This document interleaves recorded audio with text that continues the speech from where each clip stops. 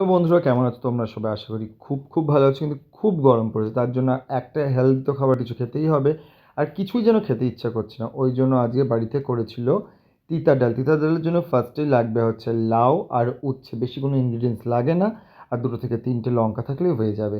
আমি করেছিলাম হচ্ছে তিতার ডালটা মুগ ডাল দিয়ে, তোমরা চাইলে মটর ডাল দিয়েও করতে পারো, কিন্তু মুগ ডাল দিয়ে, কাঁচা মুগ ডালটা করলে পেটটা ঠান্ডাও থাকবে, যেটা হচ্ছে এখনকার সময়ের জন্য খুবই হেলদি। তাই জন্য ফার্স্টে করতে হবে কি, প্রেশার কুকারের মধ্যে মুগ ডালটাকে সিটি মারতে হবে, এবং তার মধ্যে তোমরা লাউ দিয়েও সিটি মারতে পারো, যেটা আমি করেছিলাম। তারপরে সাইডে একটা কড়াইয়ের মধ্যে দুটো শুকনো লঙ্কা, দুটো আদা বাটা, সর্ষে আর কিছুটা রাঁধুনি, এই 4-5টা জিনিস ফোড়ন দিয়ে দিতে হবে। ব্যাস, যেহেতু রাঁধুনি পেট ঠান্ডা করবে, এই যে রাঁধুনি আমি দিয়ে দিলাম।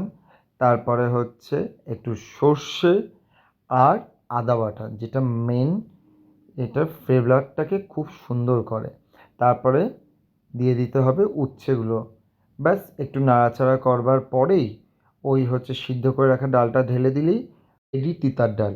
আমি হলফ করে বলতে পারি তোমরা অনেকটা বেশি ভাত খেতে পারবে এই গরমে। ততক্ষণ তোমরা ভালো থাকো, সুস্থ থাকো। আর যদি ভিডিওটা ভালো লেগে থাকে তবে একটা লাইক শেয়ার করে দিতে একদম ভুলো না। টাটা।